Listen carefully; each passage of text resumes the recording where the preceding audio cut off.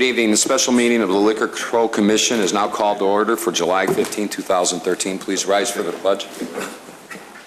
Pledge allegiance to the flag of the United States of America and to the republic for which it stands, one nation, under God, indivisible, with liberty and justice for all. Thank you. Roll call. Commissioner Vogel? Here. Commissioner Hein? Present. Commissioner Kruger? Present. Commissioner Heer? Here. Commissioner Lang? Here. Commissioner Brady? Here. Chairperson Argyris? Here.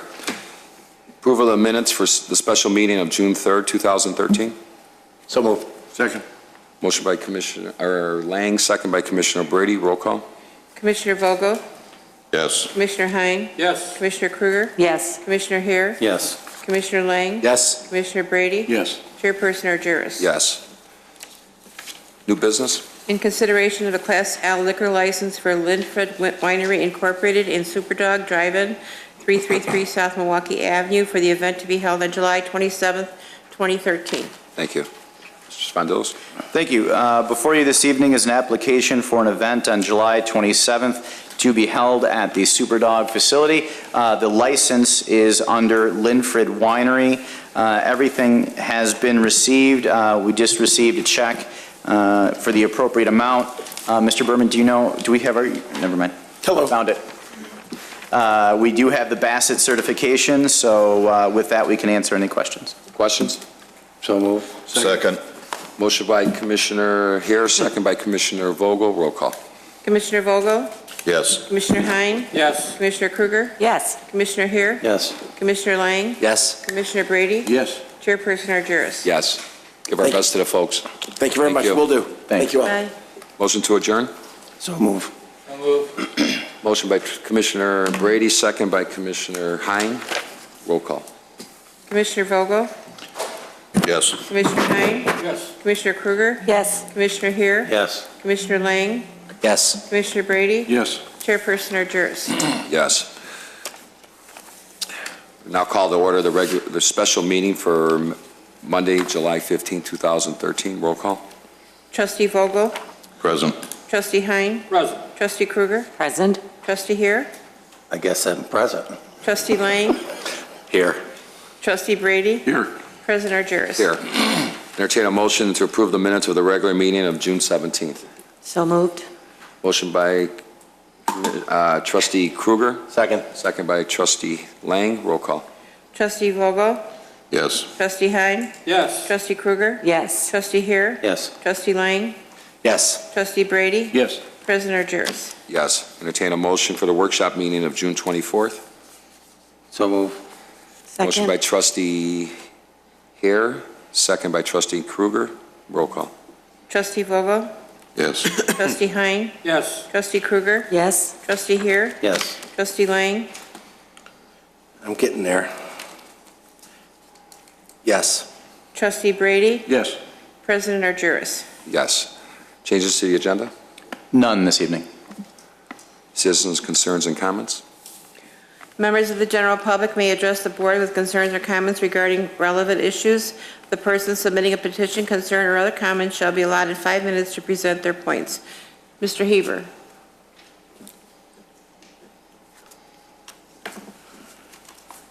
Madam Clerk, President Argyris, we were only off by about 50%. Mr. Heber, could you give us your address, please? George Heber, 237 Cindy Lane, Wheeling. Go ahead. Like I was stating, we were only off about 50%. I think we had between 48 and 50. There was 6 deferrals, so. But nobody from the NRA came. They did. This huh? I watched for. And Trustee Lang and his daughter came, and his daughter was dead set on giving. And she wasn't really feeling too well, but she shook it off and gave. Good. There was possibly about 15 or so village employees that came, which was good. Good. And hey, it's 150 lives we saved, so you can't complain. There was one other thing I was going to ask while I'm up here. at our senior center, I can go to any senior center in this area, and for $5 more, go on for plays or any of their out-of-senior center businesses, and with no problem. And now at our senior center, it's $20, sometimes $22, it depends.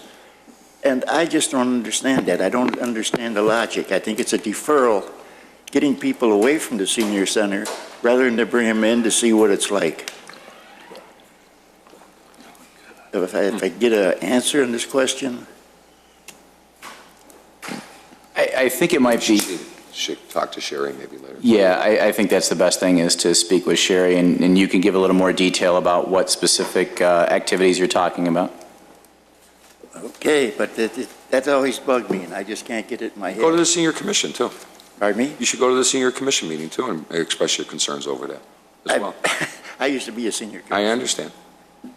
Thanks. Thank you. Thank you. That's it. That's it? Okay. Staff reports, Mr. Stavros? Thank you, President Argyris. There's been some, I guess, a couple phone calls regarding the Hintz Road project. County's currently has going. It would be Hintz Road east of 83 to Arlington Heights Road. We're doing west, rather. It's where they're patching Hintz Road. They're down, they have one lane left to complete. Their completion date with the county is August 20th, but the contractor anticipates being out before then. So, just information purposes. Also, it's going to be a busy month for projects. Our water main project, the Public Works Water Main project, thanks to the capital projects Director Janik's group put together. The water main project started actually today. And that will be over in Hollywood Ridge, Unit 2. That'd be south of Dundee Road, and it's east of Schoenbeck Road. They saw cut street today. They'll be starting to dig tomorrow at Palm and Schoenbeck Drive. And the project also this year includes streets, Edgewood Drive, and over in Hollywood Ridge, it would be Palm and Redwood and Laurel.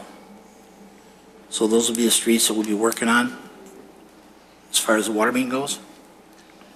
Street improvement project is scheduled to start, tentative date will be sometime next week. We don't have an exact date. They're out there staking out part of the road now. And notification to the tenants, the residents. We're going to start in the Shadow Bend subdivision first. Shadow Bend Drive is scheduled for some curb repairs, 5 inches of asphalt removal and replacement with some base repairs. The cul-de-sacs will be complete reconstructs. Dunhurst Unit 3 will then follow, and that's rescheduled for complete removal of all the curbs, any deteriorated aprons that need to be replaced, and that'll be removal of 5 inches with base repair and replacement. Those streets will be North Green, West Green, South Merle, East Merle to North Green, Isa, Bernice, and Audrey. Last but not least, the Dundee Road bicycle path, which I believe is on the agenda for this evening, is anticipated to start July 29th and be completed first part of October. Yeah, that's it. Thank you. There is no old business, nothing on the consent agenda. New business, item 13A, Madam Clerk. Presentation regarding the transit service in Wheeling by Stephen Andrews, Community Relations Representative of PACE, the suburban bus service of the Regional Transportation Authority. Welcome, Steve. Thank you, President Argyris and members of the board. My name is Steve Andrews. I'm a Community Relations Representative with PACE Bus. And this evening, I'm going to give just a brief informational report on some of the general services PACE offers, as well as some of the services specific to Wheeling. For those of you who aren't familiar with PACE, we are the suburban bus division of the Regional Transportation Authority. We're tasked with providing public transportation services in northeastern Illinois.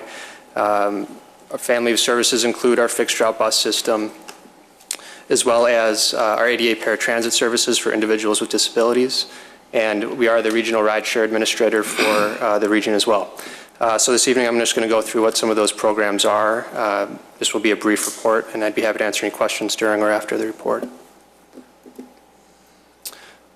PACE operates 209 fixed routes in northeastern Illinois, 3 of which serve Wheeling in some form. PACE Route 221 Wolf Road serves primarily Wolf Road and Toohey Avenue between Prospect Heights, Wheeling, Mount Prospect, Des Plaines, and ultimately to the Rosemont Blue Line Station. You can see on the bottom of the map, the 221 is in, this serves southern Wheeling, Wolf Road bordering Prospect Heights and Wheeling. Also, Route 234, Wheeling Des Plaines, provides weekday service between Buffalo Grove, Wheeling, Arlington Heights, Prospect Heights, Mount Prospect, and downtown Des Plaines, where we have the Des Plaines Metro Station as well as a number of PACE routes. And you can see Route 234 operates through quite a bit of the village on Dundee, Buffalo Grove Road, and Hintz, and Wheeling Road. And Route 272 Milwaukee Avenue North operates along Milwaukee Avenue between Gulf Mill and Niles and Hawthorne Mall and Vernon Hills, serving a number of communities along the way. But the entire length of Wheeling is served on Milwaukee Avenue with Route 272, including Restaurant Row and other destinations. PACE monitors the performance of all of our routes. You know, on a monthly basis, we provide an update to every municipality that has fixed route service to let them know what routes are operating in their community, what is the ridership, and how are they performing. We have benchmarks that determine how a route is performing from month to month. So this is an example of a report that Wheeling would receive on a monthly basis just to let you know what's going on with your routes. You can see, for example, Route 221 had an average daily ridership of 909 riders in May, 272, 817. Primary measurements for the route, we consider the subsidy per rider, which is the cost to PACE for each rider on the route, as well as the recovery ratio, which is the percentage of operating costs covered by passenger fares. Those are 2 primary benchmarks that we look at. Anything highlighted is something that doesn't meet our standard mark. And I always get the question, what exactly does that mean for us? Does that mean our route's going to get cut? And that's not the case. You know, this is just something that's to update you on the performance of the route from month to month. Just because a route doesn't meet the standard for a particular month or quarter, it doesn't mean that we're going to go ahead and make changes or cuts to a route. But it is something that we take a close look at and monitor over time. If we were to see, you know, a poor performance over an extended period of time, you know, then we can consider what alternatives might be available. But this is available to let you know, everyone in the community know what the performances are of their routes. I mentioned PACE was the regional rideshare administrator. So what does that mean? PACE actually provides the van pooling program for the region. And van pooling is a program where we actually provide vans to groups of employees for their use in carpooling to and from work on a daily basis. It's an alternative to the fixed route service and is especially useful to areas that are not served by fixed routes, or maybe a user can't conveniently use the fixed route system to get to work. These vans are available to those employees to carpool to and from work. And we actually provide the vans. We pay for all the expenses like the fuel, maintenance, insurance, tolls, washes, roadside assistance. And each individual participant in the van pays a monthly fare to PACE, just as they would pay like a monthly pass for their bus. They pay a monthly van pool fare for their van pool. We have about 330 traditional van pools in operation today. The program has been around for over 20 years. We also have van pools that operate between metro stations and work sites. It's the same concept. It's a van pool program, but we understand that there are a lot of metro users who need to get from their metro station to their work site. It might be too far. There might not be a route available for them to take for that trip. So this allows those employees to ride the metro together. When they get off, they can hop in their van pool and get to work in a reasonable amount of time. The same rules apply. As Regional Rideshare Administrator, we also offer a website called pacerideshare.com. We started this in 2008. This is a website where an individual can basically go and register their commute. They put in information like their origin and destination addresses and their work hours. And with that information, the website is able to calculate potential rideshare matches for them. Not only potential private carpool matches, but also all of our van pools are in the system as well. So an individual, if they match with an existing van pool, that's going to show up on their match list so they can see about potentially joining an existing van as opposed to having to start a new one, as well as, they always have the option of starting their own private carpools with potential matches as well. Since 2008, we're now up to over 11,000 registrants at the website. PACE offers a number of other rideshare type programs. The traditional van pool program is our primary van pooling rideshare program, but we do have a number of variations of the program, one of which is the community vehicle program, and this is geared towards units of local government to provide them resources to help them provide public transportation services for their constituents. Essentially, we are providing vehicles, as seen on the slide, one of those two vehicle types to usually a municipality or a township for their use in providing a public transportation service. A lot of times it ends up being like a dollar ride program for individuals with disabilities or seniors, but oftentimes it's also for general public. It's really up to that unit of government to determine what their rules will be for that service. We also have, and I don't have a slide for this, but what's called an Advantage Van Pool program, and that's for workshops who provide work services for individuals with disabilities. If we provide vans to those groups to help them transport their clients between their residential sites, their work training sites, as well as the actual workshop site. PACE's Ad Shelter program is available to communities, and Wheeling is a current participant. And this is, we appreciate that because it allows us to put in shelters within the community that are beneficial for our riders. They get protection from weather. They get a comfortable place to wait for the bus, including seating. PACE provides regular maintenance. The program doesn't cost the village anything.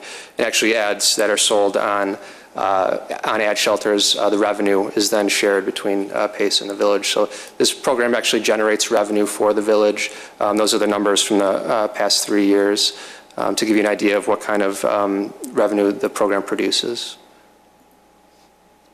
We offer a number of employer resources and community resources. We're constantly out and about trying to promote use of public transportation. We work with employers on relocation assistance. We like to talk to them prior to them making a decision about where they're going to relocate. We want to know where their employees are coming from, and with that information we can help them make an informed decision about what locations might be best for them if transit's an important factor in their decision-making process. We're also on site for transit events on a regular basis, going out to employers, letting their employees know what services are available to their sites, how they can use them. A lot of times these are individuals who may be very familiar with public transit or have no idea how to use public transit. They've never used it before in their life. So having someone on site to let them know how to just simply pay your fare or where to wait for the bus is actually quite helpful, especially for new users. We also do employee zip code matching, similar to the rideshare website that produces matches for users. We can work with employers to produce zip code or address mapping to help facilitate matches within their workforce. So coming out to an employer who may be recently relocated or is planning to relocate and being able to come in and say, here's where all your employees are, and show them on a map, because they know their employees' addresses, but it's different when you see it on a map like this, and you can help facilitate some of those matches and have conversations started with those employees about how they are going to get to work. And these are a number of ways that PACE interacts with the community. We do have our new bus tracker. Actually, it's not new, but that's the new name for it. It's a way for individuals to see the real-time arrival and departure times for their buses. We're on Twitter and Facebook. YouTube features allow users to see turn-by-turn videos of routes, so it's especially helpful for people who are using a new route or considering a new route and don't know exactly, they can't picture these locations in their head. They can go on YouTube and see these videos. Gov Delivery gives them regular updates on pay services. And of course, we're always available by customer relations, and our schedules are online. Lastly, just a few more slides. PACE is transitioning to a new fare payment system this year called Ventra. It's PACE and CTA are transitioning. And it's a new way for our riders to be able to access and pay for their rides on both systems. Essentially, what's pictured above is what the new Ventra card will look like. It's a tap-and-go system, so individuals, when they go on, they don't have to put their pass in the fare box. They can just simply tap their card on the card reader and board. That's especially helpful for us because it's going to speed up the boarding process. We won't have to waste as much time waiting for large groups of people to board buses. They're going to be able to get on quicker, and it's going to help the on-time performance of our routes. People are going to be able to add their transit value to these passes, similar to how they do with a transit card. They can pay as they go with the transit value, or they can actually register that card as a multi-day pass. So if they're a 30-day pass user, they can simply register that card as that 30-day pass. Another big benefit of which is they're going to be using the same cards month after month, which will reduce the amount of disposable tickets and passes that we have to produce, which will not be as wasteful, as well as save us money on production of passes. Perhaps the biggest benefit of the entire system is allowing individuals to use their own personal bank cards for transit access. So they don't necessarily need to even get a Ventra card. If they have a bank card that is contactless, they can simply tap that and use that as their payment method. Same concept as the Ventra card, pay as they go. Or they can actually register their personal bank card as a multi-day pass as well. So there's a lot of flexibility.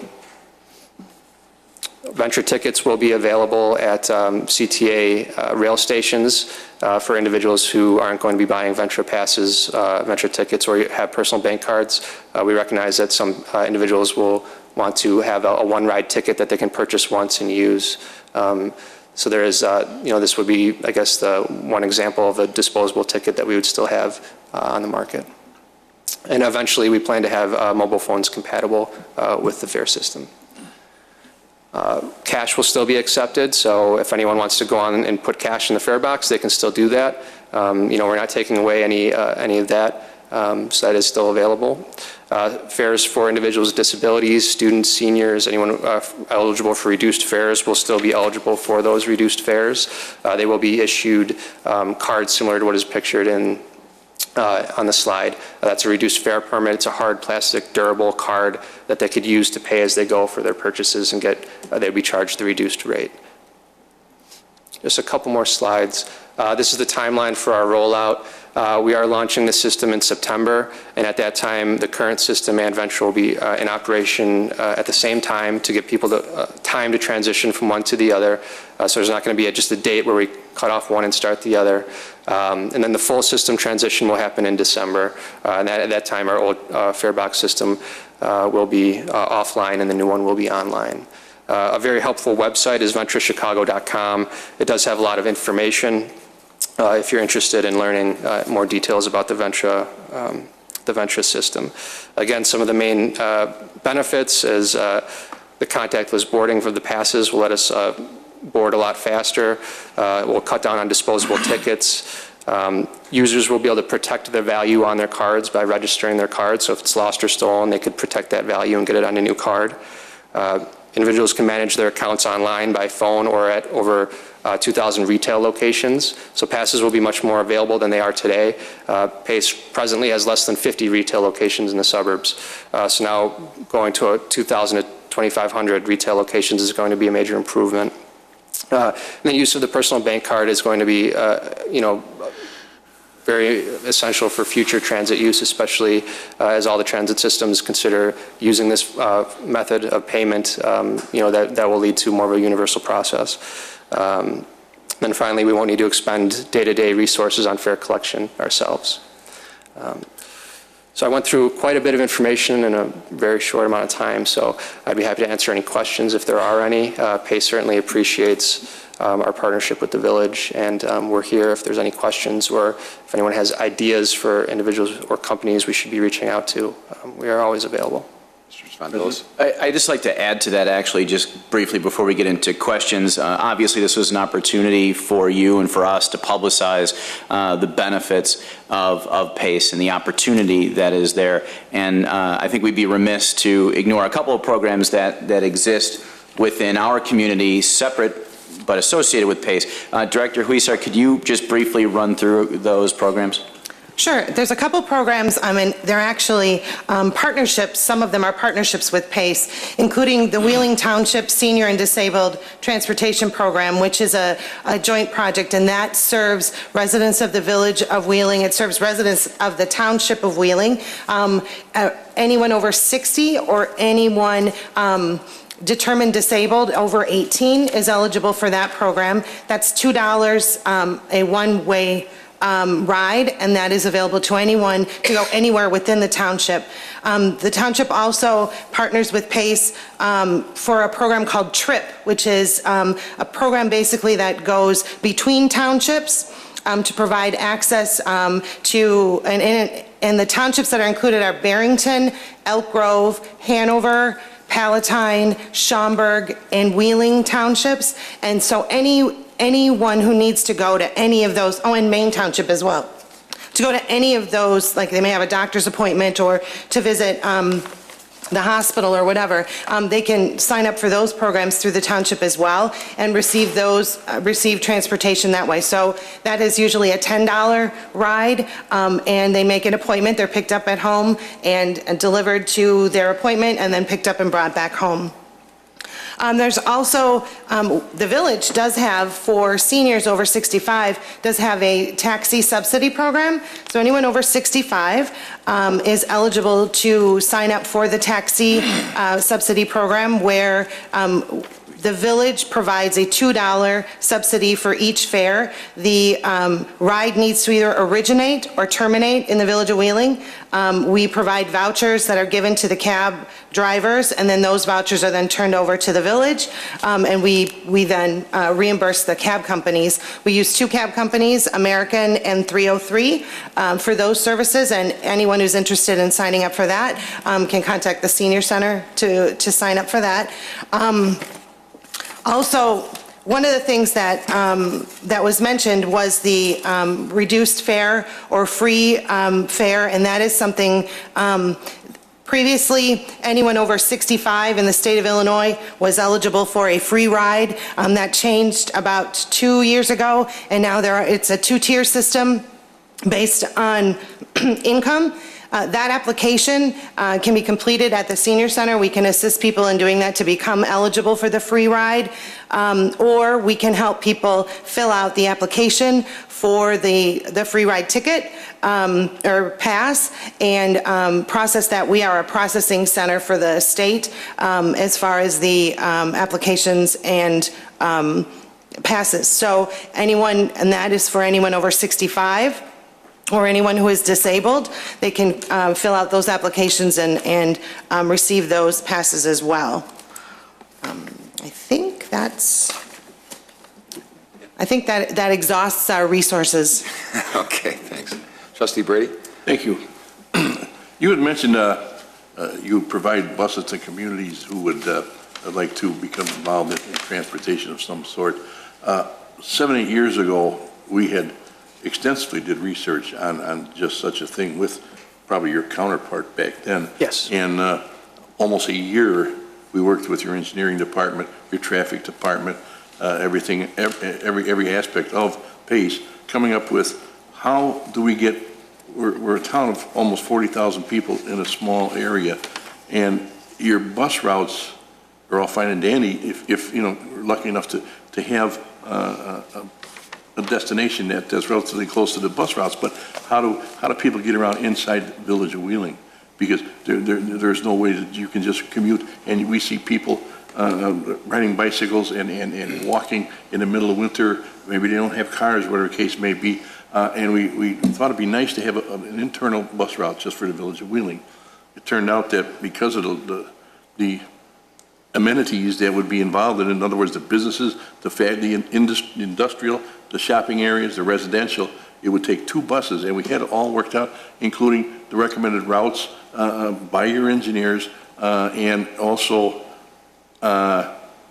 time schedules, which would correspond with people getting in and out of work during the day for shoppers or mothers or kids, maybe going to the pool, whatever the case may be, could use the bus. And the center of this thing was the Village Hall and the train station, because that's more or less the center of town, and probably the train station being a good destination point, a good point A, more or less. And unfortunately, we both got caught in the the downcline of the economy, and it never materialized. Now, is this system similar to, it would have cost us, I don't know, the price was up and down. It would have cost us money, but I think we had to provide a driver and insurance. Yes, that's essentially what is called the Community Vehicle Program today. Although it wasn't called that in 2007 when we were developing those routes, is essentially the same offering that PACE has today. We've simply developed it into more of an official program with certain guidelines. But essentially, what we developed in partnership with the village in 2007 with those two routes was the community vehicle program, which is basically what PACE provides to units of local government, like municipalities, the vehicles for their use in public transit services. But there are a lot of other cost considerations to the village, as you know, like the drivers. We don't provide the drivers, operators, fuel, maintenance, insurance. So there is a cost to deciding to participate in a program like that. But by providing the vehicles, PACE is trying to provide some assistance where we can in sort of filling those gaps where there is that local need. We provide a lot of regional transportation. We provide service in 6 counties. Our service area is about 3,500 square miles, 15 times the size of Chicago, 284 municipalities, and over 8 million residents. So when it comes to these very central local community needs, those aren't always filled within all those municipalities. We do provide a great regional connection. You saw all the fixed routes that we went over, travel through quite a few communities. Individuals can get throughout the region fairly conveniently. But when it comes to this local need, the community vehicle program is intended to help municipalities or townships primarily address some of those local transportation needs.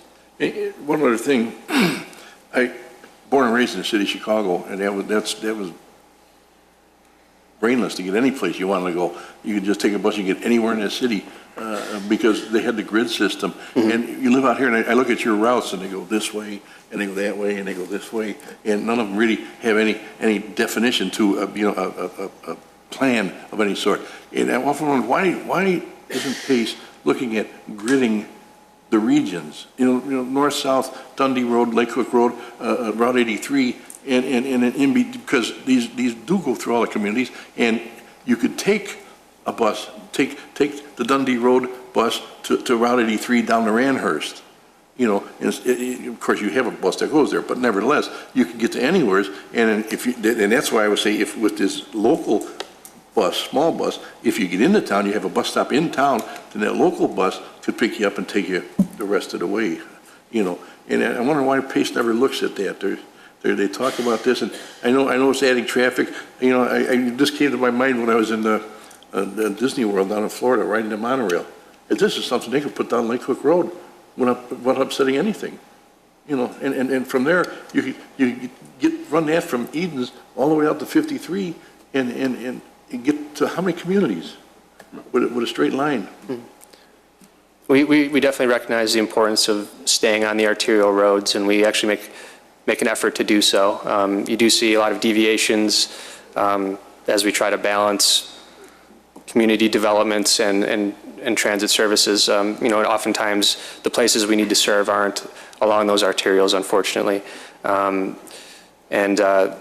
We need to look at where do people need to go and how are they going to get there. We'd love to stay on their arterials and have a convenient way for them to get from those arterials to their final destination. But a lot of times we try not to, but a lot of times we do make some of those deviations because we need to get ultimately to where our users need to go. But I certainly recognize that point. Thank you. Thank you. Anybody else? If you could, would you set, is there any information in the written form or package form that you could send to our village manager on that? Absolutely. On that local bus? Sure, I'll prepare some packets. Good, thanks. Definitely. Nobody else? I just have one thing regarding your ad shelter facilities. They've worked out really great in town. Great. I mean, really great, because there was nothing there before. But I did notice a spot today with the rains that came down earlier this morning that somebody was out there, unfortunately without an umbrella. It was over by Friendship Park over here in Milwaukee and Dundee. There's a bus stop there, and there's no shelter there. So maybe you can work with our staff and maybe see if there'd be an opportunity to have another shelter in town that I know of, and maybe staff has another idea or two. Sure, Where sure, we currently definitely. have bus stops right now with no shelters. Definitely open to looking at other locations as well. Right. You know, and how we determine locations is we do have ridership per location that we look at to determine what the usage is at a particular site. Right. And certainly if someone's sitting out there and getting rained on, we'll take Right, a well, look. this was a northbound Milwaukee Avenue site, right by the Cold Taylor Bank there, so the drive. But maybe work with staff on that. But thank you for coming, Stephen, and looking forward to prosperous future with transportation here in our community. So, Thank you for having me. Thank you. thank you. 13B, Resolution designating a new segment of the Dundee Road bicycle pedestrian path as a Phyllis Harmon path. Mr. Spondelis. Thank you. Last week, the board had preliminarily given approval to dedicate a section of the Dundee Road bicycle path to Phyllis Harmon, and tonight is the formal acceptance of that. And Mr. Beamster, if you would discuss a little bit about Phyllis and why this is significant. My name is Joe Beamster. I'm a resident of Wheeling and also president of the Wheeling Wheelmen. It's my retirement gig. What are you going to do? Okay. But Phyllis is just extraordinary. I mean, unfortunately, I don't go back in time like a lot of other people do. But she first began the Wheeling Wheelmen back in 1970. They started doing a ride, which we now call the Harmon 100 from Wheeling High School. Unfortunately, it got too crowded out here. We ended up going to, Wilmot, Wisconsin. She's a top advocate considered of bicycling with the League of American Bicyclists. She's in the Bicycle Hall of Fame, one of the top advocates. She was voted one of the most top 10 influential people in bike riding and, advocacy for bike riding. In her later years, she led tours throughout the USA, overseas. I know she did a couple of them in New Zealand. On her 70th birthday, as a fact, she decided to join a group, and they went bike from Los Angeles to Boston over a 7-week period of time. Wow.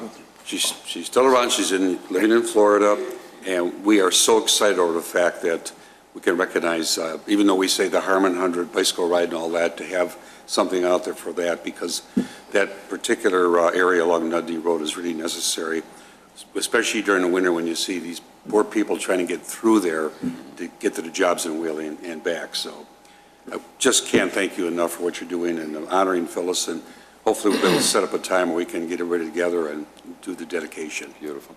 Questions from anybody? I entertain a motion. So moved. Second. Motion by trustee Lang, second by Maybe Dave. Dave. Trustee Vogel. Roll call. Trustee Vogel?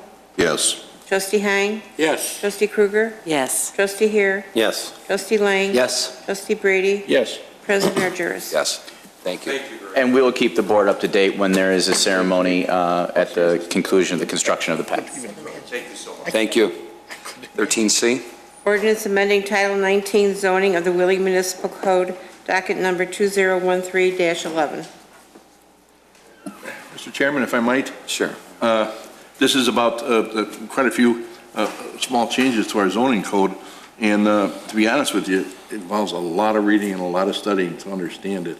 I think there was 2 or 3 workshops between the Planning Commission and staff. Things were discussed, and I'm not saying there's anything wrong with it, but I certainly would like a proper amount of time to be able to read through it and then ask some questions. Could we table this to a workshop? Is that your motion? Please, so moved. All right, motion by trustee Brady to table this to continue to a workshop at a later date. Second by trustee Hein. Roll call. Trustee Vogel? Yes. Trustee Hein? Yes. Trustee Krueger? Yes. Trustee Heer? Yes. Trustee Lang? Yes. Trustee Brady? Yes. President Argyros? Yes, thank you. 13D. Resolution waiving competitive bidding and accepting a contract with Fluid Clarity Limited for the preliminary and final design of and construction engineering for the Dundee Road water main replacement and sidewalk located between Northgate Parkway and Buffalo Creek. Mr. Janik. Thank you. Staff is requesting that the board approve the contract provided to you tonight. This is a contract for design as well as construction and inspection of a water main that will be located along Dundee Road. It would be on the north side of Dundee Road. This winter we had numerous water main breaks along this line. It needs to be replaced. And this project also would include sidewalk along the north side of Dundee Road where there isn't any. Actually, there is some, but it's mostly asphalt and it's in not good repair. Questions? The new one will be concrete, right? That's correct. Thank you. Thank you for the sidewalks. So moved. Mary? I have a question. Sorry. Trustee Kruger, sorry. Can you clarify that this bid's only for the engineering and design of the water main and sidewalk repairs and replacement on Dundee Road, and not for the construction, that we'll probably see a request for those expenses when these are approved? Yes, that's exactly what this is. We're hoping to get this project done this year, but this is strictly for design as well as inspection services of future construction along Dundee Road. Thank you. Anybody else? Trustee Vogel? How wide is the sidewalk? We're proposing a 5-foot wide sidewalk in that section of the road. As you remember, there was a wider sidewalk that was just recently built that went across the bridge. That connects to another 7-foot wide sidewalk that goes to the school, goes across the creek. Our proposal on the rest of Dundee Road here is a 5-foot wide sidewalk in expectation of when future development comes in, possibly a wider sidewalk at that time. Right now, we have a 8-foot wide sidewalk on the south side of Dundee Road, and staff doesn't see the need at this time to have a 8-foot wide sidewalk, 7 or 8-foot wide sidewalk on the north side of Dundee Road. Even with all the bike traffic? I mean, it seems like there's a lot of bike traffic on that blacktopped right now. There is traffic there, but with the possibility of it getting torn up with construction in the future, we just don't see the need to spend that extra money, especially when there's a wider sidewalk on the south side.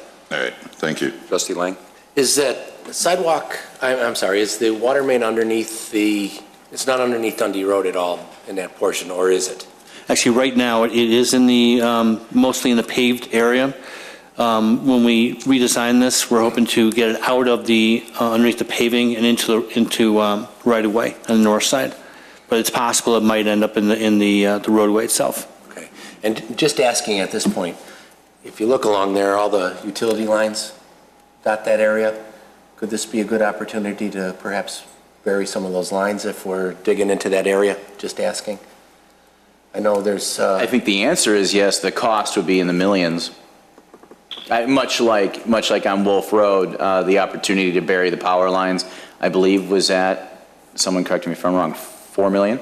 Approximately, I believe it's a little bit over that, but approximately $4 million, yes. So it would be, I don't know that...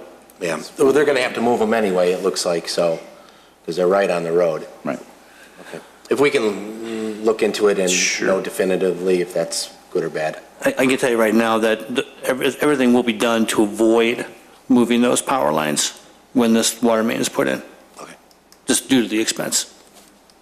I mean, that's the way, when the contractor bids this, he's going to, and we design it, we're definitely going to try to avoid the power lines. Fair enough. Thanks. Anybody else? Would this be Trustee a Brady?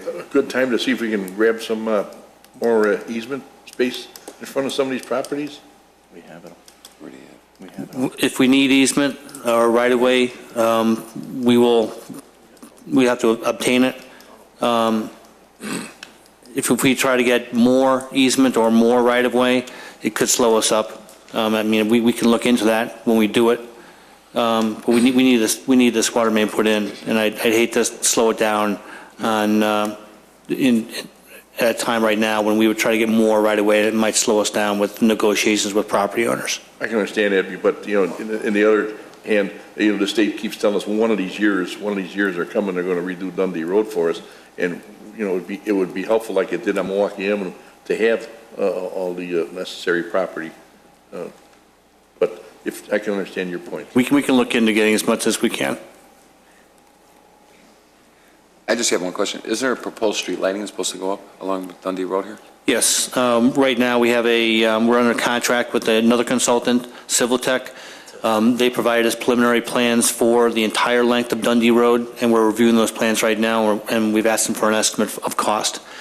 We've gone to the Northwest Municipal Conference, and we're slowly trying to get to the top for funding of those streetlights. Okay. Entertain a motion. So moved. Second. Motion by trustee Brady, second by trustee Vogel. Roll call. Trustee Vogel? Yes. Trustee Hein? Yes. Trustee Krueger? Yes. Trustee Heer? Yes. Trustee Lang? Yes. Trustee Brady? Yes. President Juris? Yes. 13E. Resolution approving a contract with Advanced Tree Care for Parkway Emerald Ash Borer tree and stump removal, including restoration for FY 2013 in an amount not to exceed $85,500. Thank you.